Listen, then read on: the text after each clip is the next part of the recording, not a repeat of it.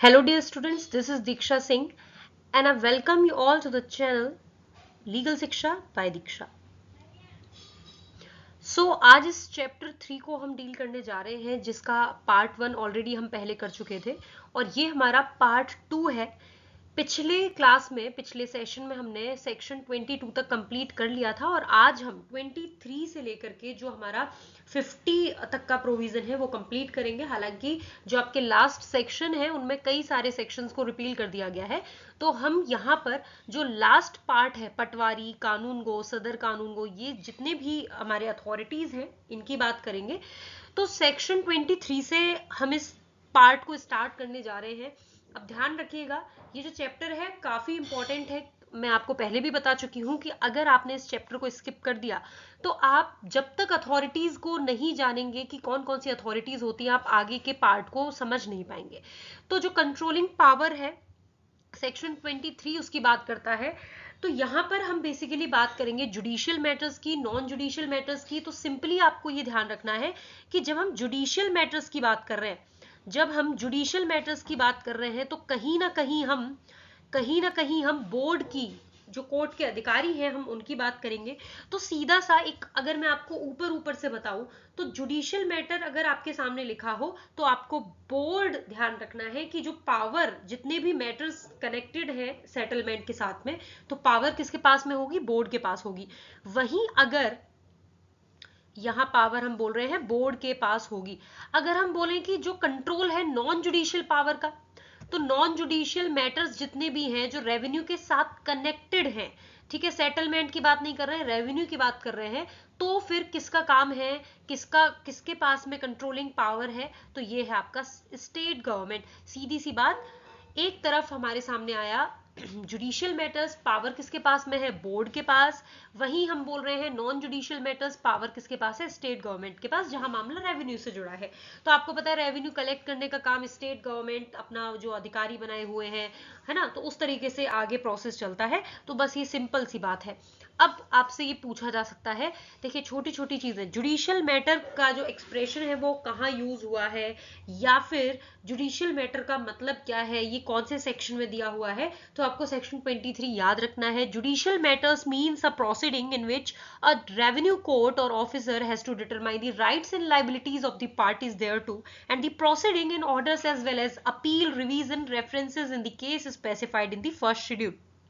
तो यहाँ पर बेसिकली आपको बताना चाह रहा है कि जो जुडिशियल मैटर्स होते हैं, यानी कि ऐसी प्रक्रियाएं, ऐसी कार्यवाही जहां पर रेवेन्यू कोर्ट या ऑफिसर जो पार्टीज हैं उनके राइट्स एंड लायबिलिटीज, जो अधिकार और दायित्व हैं, उनको निर्धारित करते हैं, डिटरमाइन करते हैं, ठीक है। And the proceeding and orders, जिसमें अपील, रिवीजन, रेफरेंसेस की बात की हुई है, जो आपके फर्स्ट शेड्यूल में दिया हुआ है। तो ये आपको ध्यान रखना है। 23 सिंपली आपसे ये बोलता है, तो ये आपका प्री का क्वेश्चन है, ध्यान रखिएगा 23। अब हम बढ़ते हैं नेक्स्ट पार्ट पे। तो अब हमारे सामने सेक्शन 24 है, हेडिंग है सब ऑर्डिनेशन ऑफ रेवेन्यू कोर्ट्स। बहुत इंपॉर्टेंट सेक्शन है और मैंने इसको बिल्कुल सिंपली एक चार्ट बनाया हुआ है, आप अपने साथ डायरेक्ट रखेंगे, मैं आपको समझाती जाऊंगी, आप उसमें टिक मार्क करते जाइएगा। देखिए, अब ये जो कॉन्सेप्ट हम पढ़ने जा रहे हैं, ये एक ऐसी चीज है जिसको आप रट नहीं सकते, ठीक है। कई स्टूडेंट सोचेंगे कि रट के हम इसको लिख के आ जाएंगे, लेकिन वो आगे तक के लिए नहीं रहेगा। तो एक बार अगर आपने समझ लिया, पहले वाले पार्ट में मैं समझा चुकी हूं, जब हम कमिश्नर की बात कर रहे हैं, मतलब हम बात कर रहे हैं डिवीजन की, जब हम कमिश्नर की बात कर रहे हैं। फिर हम अगर डिस्ट्रिक्ट की बात कर रहे हैं तो हम कलेक्टर की बात कर रहे हैं। सब डिवीजन, जब हम सब डिवीजन की बात कर रहे हैं तो हम एसडीओ की बात करेंगे, ठीक है। और फिर बारी आती है तहसील की, तो तहसील में कौन होता है? तहसीलदार होता है। तो ये आपको पता है कि 4 अधिकारी हमारे पास ऑलरेडी है। देखिए, 4 अधिकारी, कमिश्नर, कलेक्टर, एसडीओ और तहसीलदार। अब दूसरी तरफ अगर मैं बात करूं, इससे पहले के पार्ट में मैंने आपको कुछ अथॉरिटीज के नाम बताए थे, जिनको मैंने स्पेशल नाम दिया था, जिनको मैंने कहा था कि स्पेशल अथॉरिटी है, आपको याद रखना है, जिसमें आपका फिर आया था सेटलमेंट कमिश्नर। इसके साथ में ही लिख देती हूँ, सेटलमेंट कमिश्नर, जिसको मैं एससी लिख रही हूँ, सुप्रीम कोर्ट नहीं है, ठीक है, सेटलमेंट कमिश्नर। और क्या बताया था, इसी के साथ ही याद रखना था आपको सेटलमेंट ऑफिसर। देखिए ये कोई हायरार्की नहीं है, मैं आपको सिंपली ये वर्ड के थ्रू एक जैसे लग रहे हैं इसीलिए साथ में लिख रही हूं। फिर मैंने लिखा सेटलमेंट ऑफिसर, सेटलमेंट ऑफिसर, ऊपर आ गया सेटलमेंट कमिश्नर, फिर नीचे आया सेटलमेंट ऑफिसर। फिर मैं लिख रही हूं, director of land record, director of land, देखो डायरेक्टर ऑफ लैंड रिकॉर्ड, ठीक है। तो यहाँ ये आपको पता ही है, मैंने आपको अच्छे से समझा दिया था कि इनका ये डिस्ट्रिक्ट लेवल पे भी होते हैं, तहसील लेवल पे भी होते हैं। आपके बैरक में या आपके क्वेश्चन पेपर में, आपके एग्जामिनेशन में आपके सामने ये जरूर लिखा होगा कि ये तहसील की बात कर रहा है या डिस्ट्रिक्ट की बात कर रहा है, ठीक है। Director of land record. फिर अगर मैं बात करूं चौथे की, तो हमें सीधा सा पता है जो लैंड रिकॉर्ड ऑफिसर है वो, तो एक जैसे प्रोविजन मैंने साथ में लिख दिए। यहाँ लैंड रिकॉर्ड ऑफिसर की बात कर रही हूँ, तो ये land record officer, land record officer LRO मैंने लिख दिया। मतलब हमारे पास 4 अधिकारी हैं, हमारे पास स्पेशल अधिकारी 4 हैं, और जो मैंने आपको कमिश्नर, कलेक्टर, SDO, तहसीलदार बताए हैं, ये हमारे पास 4 हो गए, यानी 8 टोटल हो गए। चलो अब इसकी हायरार्की को अच्छे से समझते हैं। जब ये सबऑर्डिनेशन की बात कर रहा है, जब अधिकारी हमारे सामने है, जब ये रेवेन्यू कोड्स की बात कर रहा है, तो आपको बिल्कुल अच्छे से समझते जाना है, यानी हम बिल्कुल ऊपर से लेके चल रहे हैं, हम बिल्कुल ऊपर से लेके चल रहे हैं। बैरेट को देखते जाइएगा, आपका पहला वाला पॉइंट भी देखते जाइएगा। यहां अगर हम डिवीजन की बात करें, यहां अगर हम डिवीजन की बात करें, तो हमारे सामने क्या आया, कमिश्नर आया। अब मैं बोल रही हूं कमिश्नर के सबऑर्डिनेट कौन होगा, कमिश्नर के सबऑर्डिनेट कौन होगा, तो आपको देखो सबसे पहले मोटा मोटा आपको ध्यान रखना है। अभी आप एडिशनल कमिश्नर ये सारी चीजें छोड़ दो, जो मैं बोल रही हूं वो अच्छे से सुनो। कमिश्नर के नीचे कौन कौन है, हमें पता है कलेक्टर है, SDO है, कलेक्टर है, SDO है, तहसीलदार है, लिख दो तीनों को, हो गया कंप्लीट। अब बारी आती है इसको एक एक पॉइंट को देखने की। तो कमिश्नर, उससे नीचे होगा एडिशनल कमिश्नर, हो गया, ठीक है। तो कमिश्नर के नीचे एडिशनल कमिश्नर, ये तो आपको पता ही है भाई, एडिशनल भी बनाए जा सकते हैं, जैसा कि हमने पढ़ा भी था, ठीक है। फिर हमने कलेक्टर बोल दिया, अपने बैरक में देखते जाइएगा, कलेक्टर भी आपको मिल जाएगा। कलेक्टर से नीचे और कौन कौन होगा, तो यहाँ पर आपको ध्यान रखना है एडिशनल भी होगा, ठीक है। यहाँ पर एडिशनल की भी बात करेंगे, और सिमिलर टर्म की बात करें तो फिर आपका असिस्टेंट भी आपको याद रखना है। ये मैं आपको देखिए, ये एडिशनल हो गया तो आपका असिस्टेंट भी हो गया। तो ये कलेक्टर के नीचे फिर आपको कलेक्टर जैसे टर्म दोनों ही याद रखना है, एडिशनल और असिस्टेंट आ जाएगा। फिर SDO आ गया, SDO, और फिर उसके बाद में तहसीलदार, तहसीलदार में आपको ध्यान रखना है, तहसीलदार के साथ नायब तहसीलदार भी हो जाएगा, ठीक है। इससे नीचे होता है एडिशनल तहसीलदार भी हो जाएगा। इस तरीके से आपके डिवीजन वाला पार्ट हो गया कंप्लीट। अपने बैरक को देखो, बहुत ही इजी है, ये कॉन्सेप्ट इतने इजी है, जो आपको लग रहे थे कि आपको नहीं समझ में आएगा, ऐसा अब नहीं होने वाला है। इस क्लास को देखने के बाद में आपके सारे कॉन्सेप्ट्स क्लियर हो जाएंगे। अब हम बात कर रहे हैं दूसरे पॉइंट की। दूसरा पॉइंट कलेक्टर की बात करता है, ठीक है। यहां पर हम कलेक्टर की बात कर रहे हैं, तो सीधी सी बात है, अब कलेक्टर के नीचे जितने भी हैं, कलेक्टर के नीचे जितने भी हैं उनको इंक्लूड कर लो। तो SDO आपको लिखना है, आपको तहसीलदार लिखना है, आपने ये लिख दिया। अब उसके बाद आप एडिशनल कलेक्टर लिख दीजिए, असिस्टेंट कलेक्टर लिख दीजिए, जो बिल्कुल सेम सिमिलर टर्म इसके नीचे इसके साथ आ जाएंगे। हो गया कंप्लीट, बस यही ध्यान रखना है। फिर हम बोल रहे हैं कि SDO के सबऑर्डिनेशन में कौन होगा, तो SDO के सबऑर्डिनेशन में कौन होगा, मतलब यहां हम सिर्फ तहसीलदार की बात करेंगे, तो तीनों तहसीलदार को लिख दीजिएगा। तहसीलदार हो गया, एडिशनल तहसीलदार हो गया, नायब तहसीलदार हो गया, क्लियर है। तो ये आपका SDO वाला पॉइंट कंप्लीट हो गया। यहाँ पर असिस्टेंट कलेक्टर नहीं है, याद रखिएगा, क्योंकि असिस्टेंट कलेक्टर इसके नीचे होता है, लेकिन यहाँ पर ये मेंशन नहीं है, इस चीज को बैरक में लिख लीजिएगा। चलिए, तो ये हुआ हमारा कंप्लीट। अब देखो इसी में ही बैरक का पन्ना पलटेंगे, आपको दूसरा पॉइंट मिलेगा, यानी फोर्थ पॉइंट। अब हम बात कर रहे हैं कि जो तहसीलदार है, तहसीलदार के सबऑर्डिनेशन में कौन होगा, यानी अब हम इसकी बात करें तो हमें पता है इससे नीचे कौन होता है, इससे नीचे होता है हमारा नायब तहसीलदार और एडिशनल तहसीलदार। हो गया कंप्लीट, यानी कि ये जो हमारी हायरार्की है ये बहुत ही इजी है, हमने सारी सब चीजें देख ली हैं और ये हमारा कंप्लीट हो गया है। चलिए, तो ये वाला हमारा हो गया कंप्लीट। अब हम बात करते हैं हमारे 4 स्पेशल अधिकारियों की, हमारे 4 स्पेशल अधिकारियों की, इसको भी बहुत अच्छे से समझेंगे। अब आइए फिफ्थ पॉइंट पे। अब देखिए, यहां हम सबसे पहले ले रहे हैं सेटलमेंट कमिश्नर को। सेटलमेंट कमिश्नर, तो ये जो सेटलमेंट कमिश्नर है, अगर हम इसके सबऑर्डिनेशन की बात करेंगे तो सेटलमेंट कमिश्नर के सबऑर्डिनेट कौन कौन होता है? सीधी सी बात, जब हम सेटलमेंट कमिश्नर की बोल रहे हैं तो मतलब एडिशनल सेटलमेंट कमिश्नर को इसके नीचे कर देंगे, ठीक है, बिल्कुल नीचे ही होता है इसके। अब आपको एक चीज अपने ध्यान रखनी है मस्तिष्क में, अपने माइंड में, कि यहाँ पर जो सेटलमेंट कमिश्नर है इसके सबऑर्डिनेट कौन कौन होगा। इस बात को ध्यान रखने के लिए आपको इस हायरार्की, देखिए कमिश्नर की बात कर रहे हैं ना, लेकिन यहाँ पर ये सेटलमेंट कमिश्नर है। तो ये जो सेटलमेंट कमिश्नर है, मैंने आपको पहले भी बताया था, ये हमारे जो अधिकारी है स्टेट लेवल पे है, ठीक है, चाहे हम सेटलमेंट कमिश्नर की बात करें या फिर हम डायरेक्टर ऑफ लैंड रिकॉर्ड की बात करें, स्टेट लेवल के अधिकारी है। और मैंने आपको बताया था सेटलमेंट ऑफिसर और LRO ये दोनों लेवल पे होते हैं, डिस्ट्रिक्ट पे भी होते हैं और तहसील लेवल पे भी होते हैं। तो जब हम सेटलमेंट कमिश्नर की बात कर रहे हैं, यानी कि कहीं ना कहीं हम कमिश्नर की बात कर रहे हैं, तो जो हमारा डिवीजन वाला पार्ट है उस पे हमें बिल्कुल भी नहीं जाना है। मतलब डिवीजन वाला पार्ट, यानी हम कमिश्नर वाले पार्ट को छोड़ रहे हैं। अगर आप इसको छोड़ दोगे और नीचे के पार्ट्स को देखोगे, कलेक्टर, SDO, तहसीलदार, तो आपको सेटलमेंट कमिश्नर के सबऑर्डिनेट वाले व्यक्ति सब मिल जाएंगे। देखिए मैं क्या बोल रही हूं, वापस समझिए। आपने बोला सेटलमेंट कमिश्नर के सबऑर्डिनेट कौन होगा, तो हमने बोला कि एडिशनल सेटलमेंट कमिश्नर होगा, बिल्कुल सही है। अब इसके सबऑर्डिनेशन में यहां देखो कलेक्टर मिल गया आपको, मैंने बोला डिवीजन पे नहीं जाना, तो ठीक है, हम इसको क्या कर देते हैं, क्रॉस कर देते हैं कि हम कमिश्नर को तो बिल्कुल छोड़ देते हैं। फिर आ गया कलेक्टर, फिर आ गया SDO, फिर आ गया हमारा तहसीलदार। 3 टर्म मिले कि नहीं, सबसे पहले बैरेक में चेक करो। कलेक्टर मिल गया, कलेक्टर मिल गया, ठीक है। ये SDO वाले पॉइंट को भी आपको स्किप करना है, इसके नीचे ही देख रहे हैं हम, तो आपको मेजरली डिवीजन वाले पार्ट को छोड़ देना है। मैंने क्या बोला था, डिवीजन वाले पार्ट को छोड़ देना है, तो मतलब हम इसको भी छोड़ देंगे। फिर हमें क्या लिखना है, देखो अब देखो अपना आंसर, सेटलमेंट कमिश्नर के सबऑर्डिनेट कौन, डिवीजन वाले पार्ट को छोड़ दिया जाए तो कलेक्टर और तहसीलदार, ये दोनों आपको मिल गए होंगे। कलेक्टर भी मिल गया और तहसीलदार भी मिल गया। अब भाई कलेक्टर के नीचे कौन कौन से होते हैं, एडिशनल कलेक्टर भी होता है ना, तो ये भी लिख दो, एडिशनल कलेक्टर हो गया। तहसीलदार की बात करें तो नायब तहसीलदार हो गए, एडिशनल तहसीलदार हो गए, आंसर मिल गया। और बैरेक में इसके अलावा कुछ और लिखा भी नहीं होगा, ये हमारा हो गया कंप्लीट, ठीक है।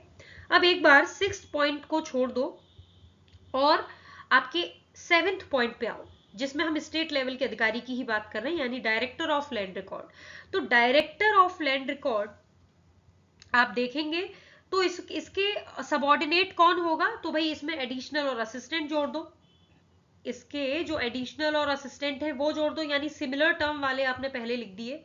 उसके बाद फिर हम देखेंगे तो आपको कलेक्टर मिल जाएगा, और फिर देखेंगे तो आपको क्या मिल जाएगा, SDO मिल जाएगा, ठीक है। तो SDO मिल गया, सीधी सी बात है भाई, जो सेम हमने बोला डिवीजन वाला पार्ट नहीं लेना तो नहीं लिया हमने। कलेक्टर हो गया, फिर एडिशनल कलेक्टर हो गया, है ना, इजीली आप ये चीज लिख देंगे, आपका आंसर हो गया। अब इसमें एक एक अधिकारी और लिखा हुआ है, जहां हम सेटलमेंट कमिश्नर की बात कर रहे हैं वहां पर सेटलमेंट ऑफिसर भी इसके सबऑर्डिनेट होगा, लिख दो। जहां पर हम डायरेक्टर ऑफ लैंड रिकॉर्ड की बात कर रहे हैं यानी कि उसके सबऑर्डिनेट LRO भी होगा, लिख दो। इसके अलावा बैरेक में आपको कुछ भी नहीं मिलेगा, आंसर कंप्लीट हो गया है। मतलब अगर आप अपने कॉन्सेप्ट्स को क्लियर रखेंगे तो आप इजीली आंसर राइटिंग कर पाएंगे। तो ये हमारे पार्ट कंप्लीट हो गए। अब आ जाते हैं सेटलमेंट ऑफिसर के ऊपर। सेटलमेंट ऑफिसर, अब ये सेटलमेंट ऑफिसर अपने बैरेक में सबसे पहले देखो मैंने क्या बोला था, डिस्ट्रिक्ट लेवल पे भी होता है और तहसील लेवल पे भी होता है। डिस्ट्रिक्ट लेवल पे भी होता है और तहसील लेवल पे भी होता है, यानी यहां पर मैं D लिख दूं और यहां पर मैं तहसील लिख दूं T। दोनों ही केसेस में हमें ये चीज फॉलो करनी है, दोनों ही केसेस मतलब यहाँ LRO की भी मैं बात कर रही हूँ। चलो, तो ये जो डिस्ट्रिक्ट लेवल है और तहसील, अपने बैरेक में सबसे पहले ये देखो कि वो आपसे पूछना क्या चाह रहा है।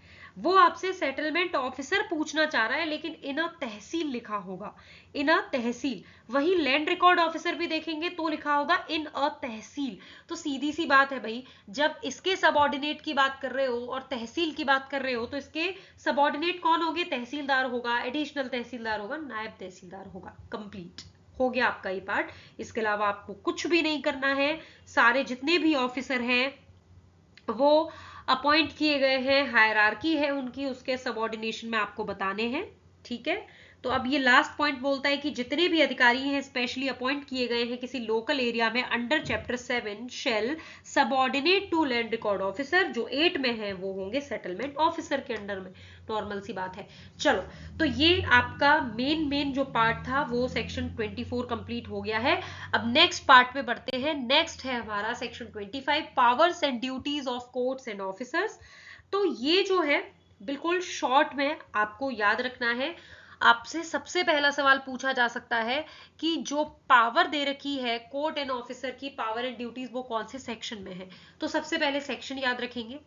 अब इसमें मैंने बिल्कुल जीस्ट लिखी हुई है, इससे ज्यादा आपको बैरक में भी नहीं पढ़ना है।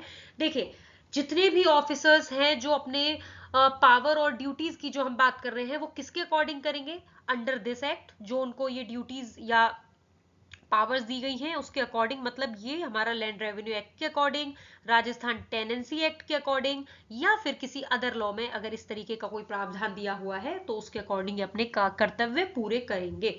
चलिए, पहला हो गया। फिर बारी आ रही है सेटलमेंट कमिश्नर की।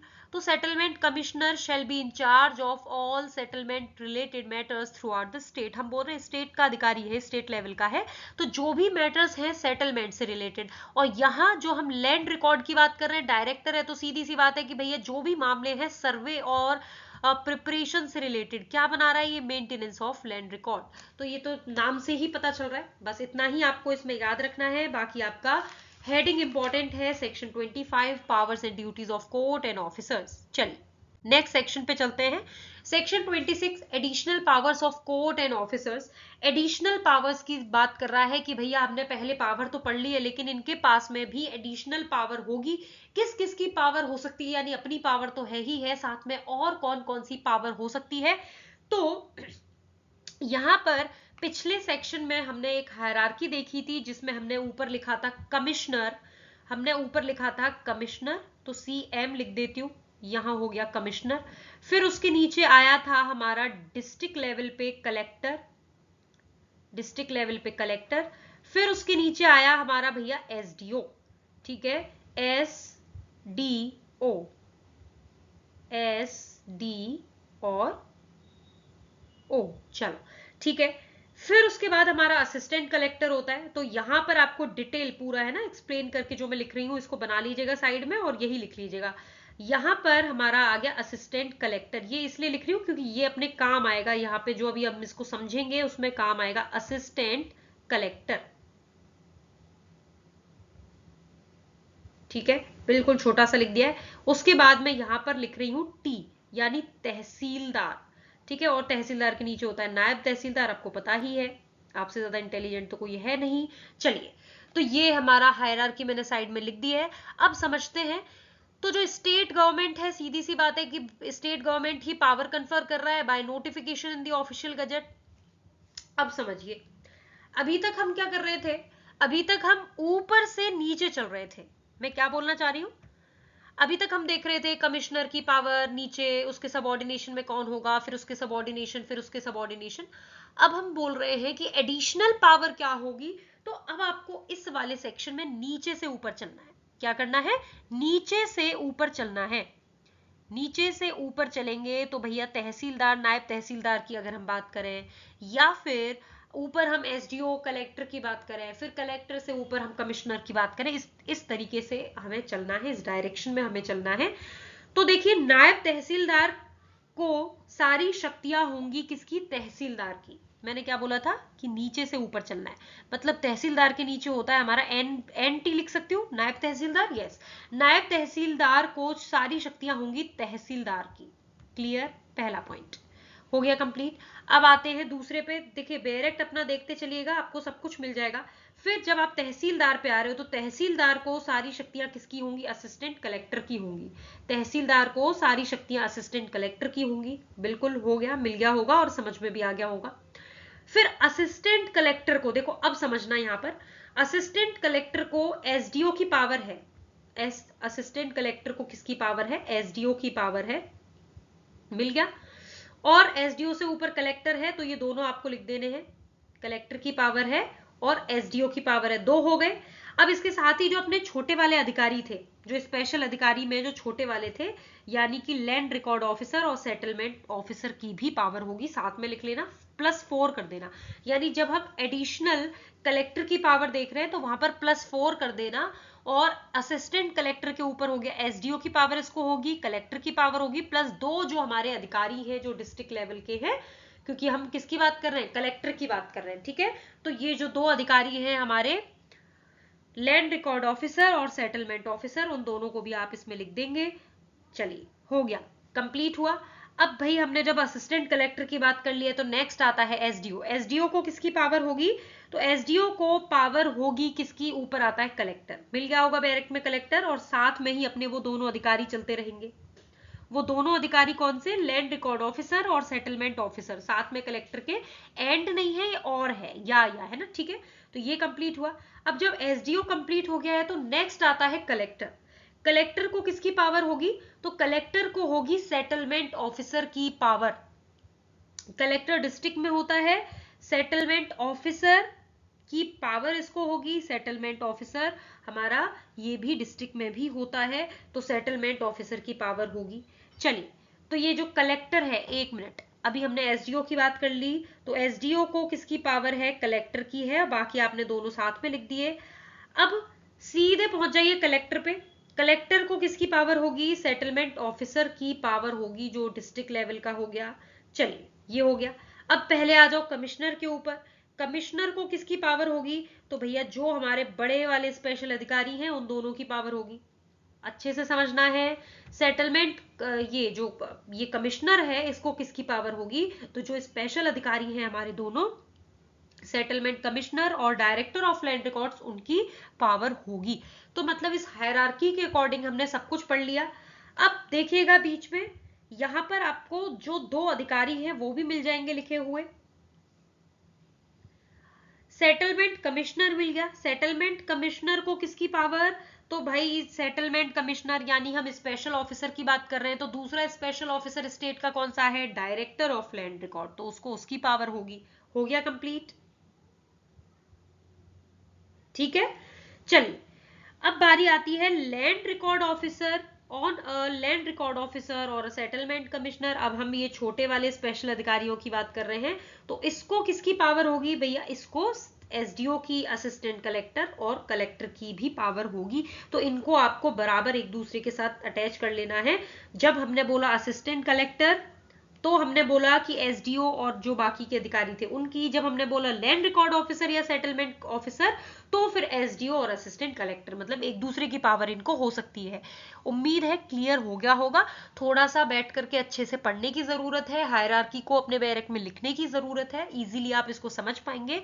तो सेक्शन 26 आपका कंप्लीट हो गया है, इसके अलावा आपको इसमें कुछ पढ़ने की जरूरत नहीं है। अब आता है section 27, inherent powers of court and officer.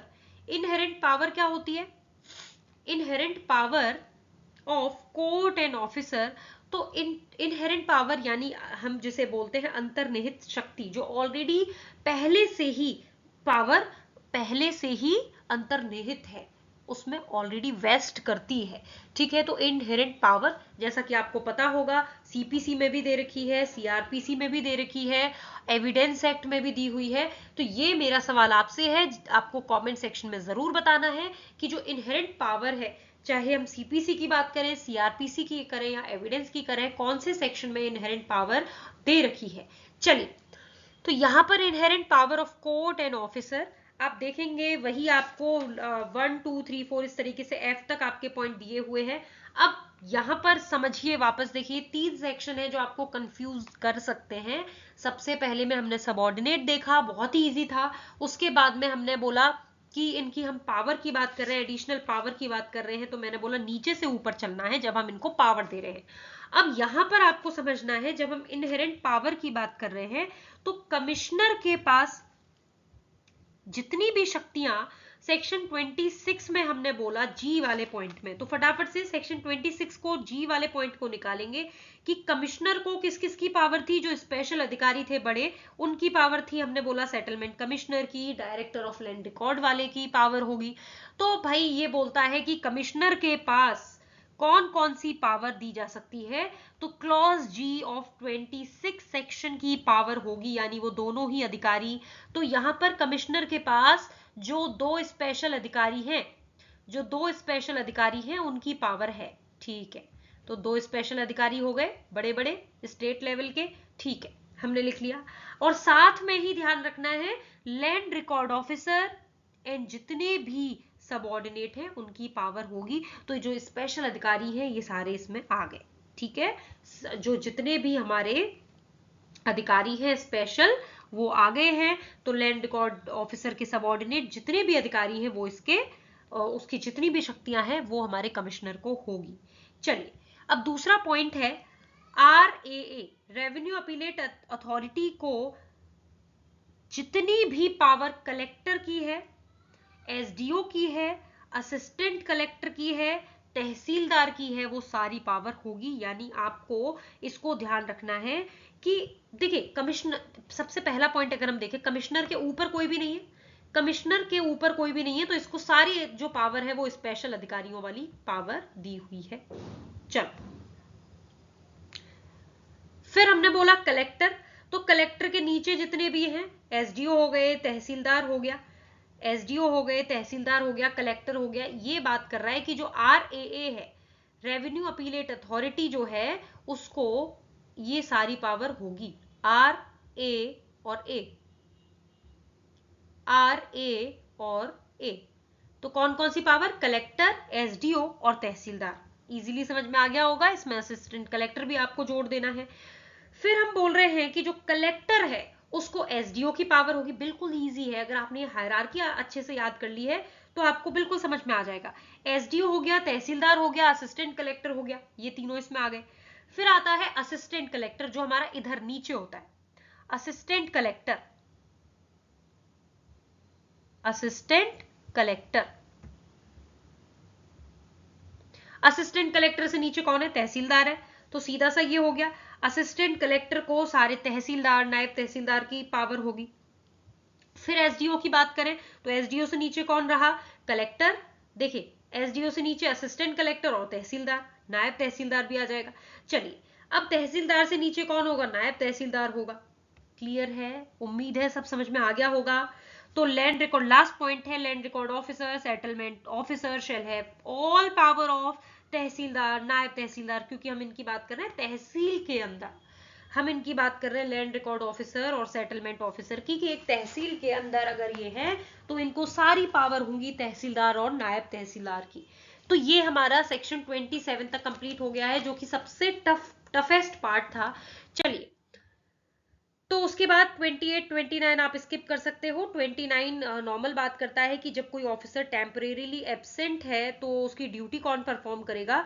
तो कोई भी अधिकारी जो इक्वल ग्रेड का है, जहां हेडक्वार्टर में इक्वल ग्रेड का कोई अधिकारी है वो करेगा। अगर नहीं है कोई इक्वल ग्रेड का अधिकारी तो कोई अदर ऑफिसर को ये ड्यूटी दे दी जाएगी जो सुपीरियर ग्रेड का होगा।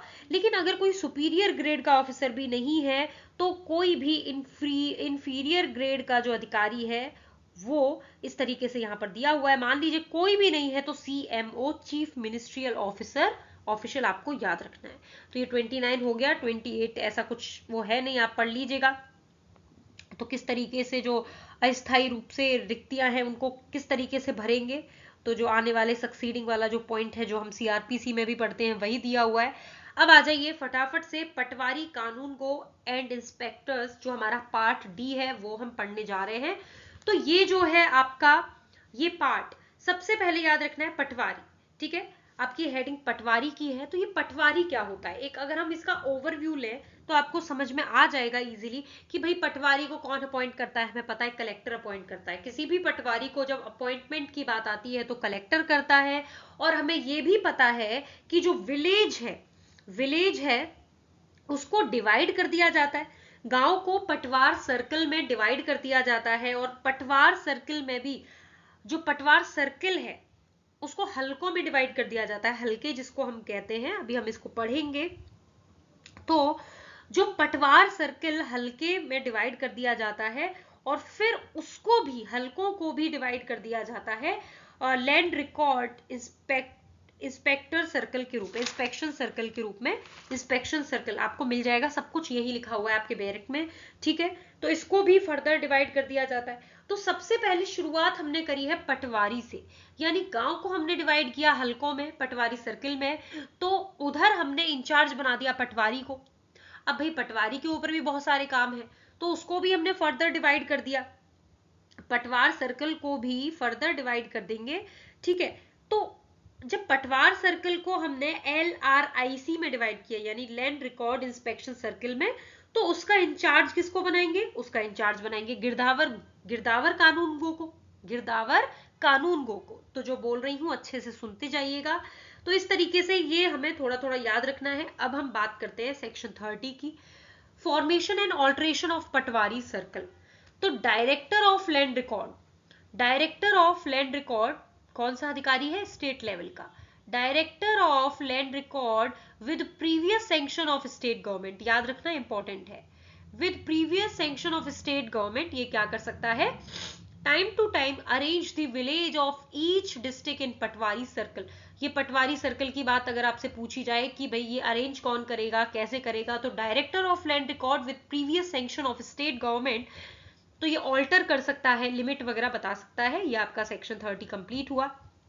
उसके बाद आता है अपॉइंटमेंट ऑफ पटवारी। अभी मैंने आपको बताया कि भाई कौन करेगा, कलेक्टर करेगा, कलेक्टर करेगा, कर लिया। Appoint a patwari to each circle for the maintenance and correction of annual register. भाई जो रजिस्टर एंड रिकॉर्ड्स होते हैं उनके मेंटेनेंस के लिए, करेक्शन के लिए, अंडर चैप्टर 7। चलिए, for all the collection of rent, revenue, other demands due, जो भी लैंड होल्डर है उनसे लेने के लिए, टेनेंट्स हैं उनसे लेने के लिए, जो सर्किल पे है वहां से, तो ये काम होता है पटवारी का। तो बेसिकली हम ये बोल सकते हैं कि कलेक्टर अपॉइंट करता है इसको, पटवारी को। गांव में जो सर्किल्स बना दिए जाते हैं, पटवार सर्किल, उसका ये इंचार्ज होता है। चलो नेक्स्ट आता है 32 एंड 33।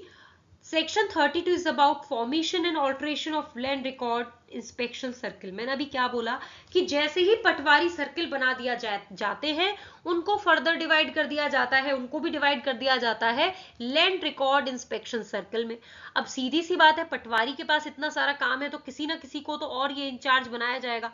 तो ये इंचार्ज, ये जो फॉर्मेशन या ऑल्ट्रेशन हो रहा है, ये सर्किल बनाए जा रहे हैं किसकी कंसेंट से, with the previous sanction of state government, the director of land record. जो हमने अभी ऑल्ट्रेशन वाला पॉइंट पढ़ा था बिल्कुल सेम था। तो डायरेक्टर ऑफ लैंड रिकॉर्ड में arrange the patwari circle of each district into land record inspection circle. सीधी सी बात है, जहां पर हम ये सर्किल की बात कर रहे हैं, कौन अरेंज करेगा, तो स्टेट गवर्नमेंट की प्रीवियस सैंक्शन से डायरेक्टर ऑफ लैंड रिकॉर्ड करेगा। तो यहां पर कंफ्यूज नहीं होना है, ठीक है, यहां पर कंफ्यूज नहीं होना है। चलिए, ये हुआ हमारा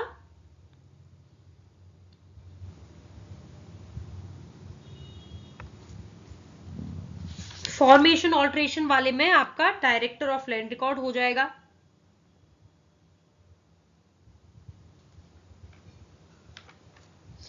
फिर आता है सेक्शन 31। सेक्शन 31 याद रखना, अपॉइंटमेंट ऑफ पटवारी, ये हमने पढ़ लिया। 30 में हमने फॉर्मेशन वो पढ़ लिया। फिर हमारे सामने आया formation alteration of land record inspection circle, ये भी हमारा हो गया।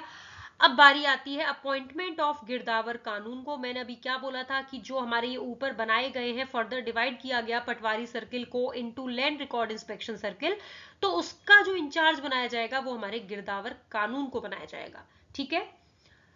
और लैंड रिकॉर्ड इंस्पेक्टर क्या बोलते हैं इसको, ठीक है। चलो, द कलेक्टर, अब भाई कलेक्टर ही अपॉइंट करेगा, पटवारी को भी कलेक्टर ने किया, इनको भी करेगा। Shall appoint to each land record inspection circle a girdawar kanungo और land record inspector for the proper supervision, maintenance, correction of the annual register. ये चैप्टर 7 में दिया हुआ है।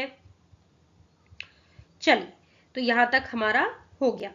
तो ये जो है गिरदावर कानून गो, ये हमारा इंचार्ज होता है।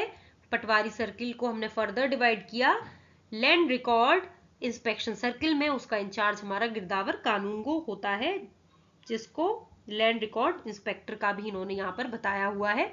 चलिए, फिर आते हैं 34 पे। अब आता है सदर कानून को। अभी हमने गिरदावर पढ़ा, लेकिन ये सदर कहां से आ गया, क्या मतलब है इसका?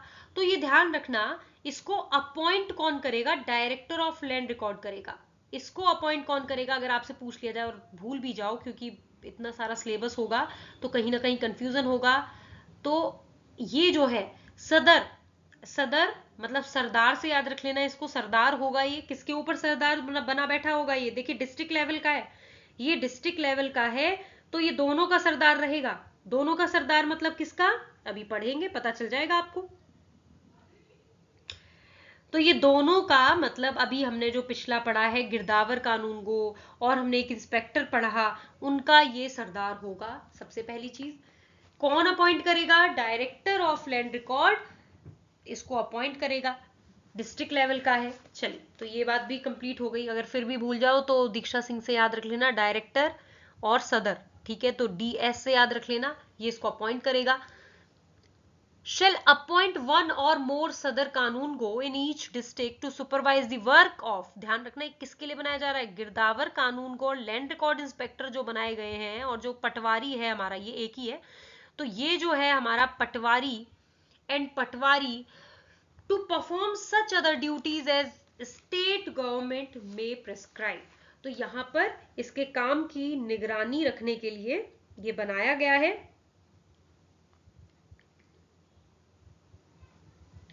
ठीक है, सेक्शन 34 हमारा कंप्लीट हुआ। यहां आपको ध्यान रखना ये सबका सरदार है। फिर आता है क्वालिफिकेशन वगैरह कौन बताएगा? तो जैसा रूल्स में बताया हुआ है, स्टेट गवर्नमेंट जो हमें बताती है, जो रूल्स बने हुए हैं उसके अकॉर्डिंग होगा। बहुत काम का नहीं है, थोड़ा सा बस रूल्स याद रख लेना। Obligation to furnish information necessary for the preparation of record, any person whose right interest liability are required to be enacted for the time being in force or by rules made under any such enactment to be entered in any official register by a patwari, गिरदावर कानून गो, land record inspector और by a सदर कानून गो shall be bound to furnish, ये जो भी सूचना है वो फर्निश करेंगे, सीधी सी बात है, इनकी ऑब्लिगेशन है। तो यहां तक ये हमारा कंप्लीट हो गया है। इसके बाद आपका जो ई वाला पार्ट है विलेज सर्वेंट की बात करता है, जिसमें सेक्शन 37 टू 40 रिपील कर दिया गया है, 41 टू 50 डिलीट कर दिया गया है। अब एक सेक्शन यहां पर बचा हुआ है, उसकी हेडिंग याद रख लेना, section 40A। Section 40A is about termination of the services of lambardars. तो ये लंबरदार वाला कॉन्सेप्ट पहले हुआ करता था, अब हटा दिया गया है। तो अब इसमें इसकी जगह पे देखिए जमींदार हुआ करते थे, ठीक है? तो अब जो ये पावर है जो पहले लंबरदार को हुआ करती थी, अब वो पटवारी को ट्रांसफर कर दी गई है, पटवारी को पावर दे दी गई है। बस इतना याद रख लेना कि लंबरदार के टर्मिनेशन से रिलेटेड, उनकी सर्विसेज के टर्मिनेशन से रिलेटेड कौन सा सेक्शन है, तो वो है आपका सेक्शन 40A। यहां तक आपका ये जो चैप्टर है वो कंप्लीट हो गया है। नेक्स्ट पार्ट में अब हम पढ़ने वाले हैं chapter 4, procedure of revenue court and officer. अभी तक हमने पूरी हायरार्की को समझा है, अब हम उनके काम की जो प्रक्रिया है, जो प्रोसेस है, वो समझेंगे। देन फिर नेक्स्ट चैप्टर आता है अपील वगैरह के बारे में, रेफरेंसेस, रिवीजन, रिव्यू के बारे में। तो इस तरीके से हम फटाफट से सारे सिलेबस को कंप्लीट करेंगे। आपके आरजेएस की डेट भी आ गई है, तो अब बहुत ज्यादा डिले हम चीजों को नहीं करेंगे। कोई भी प्रॉब्लम है टाइम टू टाइम आप बताएंगे, मैंने आपको पहले भी बताया है। चलिए, ऑल द वेरी बेस्ट, लगे रहिए अपनी तैयारी को अच्छे से और मजबूत करते रहिए। Thank you so much.